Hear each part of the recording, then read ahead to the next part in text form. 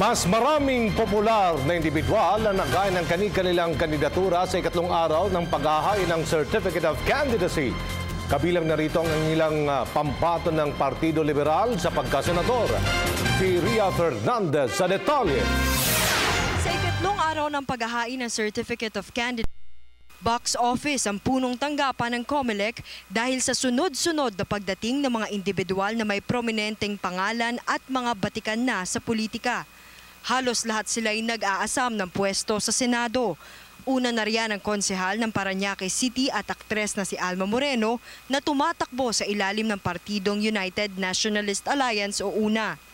Nagsumite rin ng COC ang isa pang una senatorial bet na si Sulu Princess Jaisel Kiram na nagsusulong ng kapayapaan sa Mindanao at pagbawi sa ating mga teritoryo. Panahon na ho ngayon na tayong lahat ay isa puso po ang advokasya at ang laban po ni Princess Kiram na muling pagbawi ng ating teritoryo para sa bawat Filipino.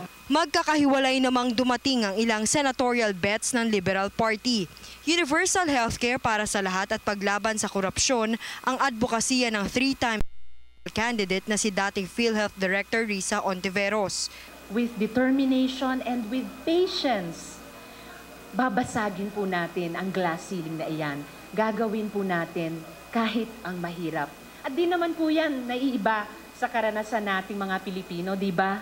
Pagpapaunlad sa sektor ng turismo ang pangako ng dating TIEZA Chief at anak ni outgoing Senator Lito Lapid na si Mark. Diyan po ang asenso, diyan po ang magbibigay ng trabaho at mga kabuhayan sa ating mga kababayan. Suporta naman sa mga magsasaka ang plataporma ng dating mambabatas at dating food security czar na si Francis Pangilinan. Ang susi sa pagsugpo, sa pagbaba, sa kahirapan, at sa pagbaba ng presyo ng pangunahing bilihin tulad ng bigas, karne, gulay ay ang dagdag na suporta sa ating mga magsasaka. Habang isa sa mga itinutulak ni Senador Ralph Recto ang mas maraming may mataas na sweldo. Kapatid naman ni Senate President at LP Vice Chairman Franklin Drilon na si Cesar ang nag-file ng kanyang COC dahil nasa isang IPO event siya.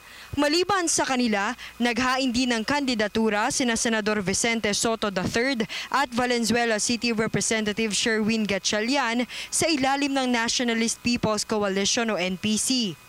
Tuloy naman ang kandidatura sa pagkasenador ni dating MMDA Chairman Francis Tolentino bilang isang independenteng kandidato sa kabila ng kinaharap na Playgirls controversy. I already issued an apology.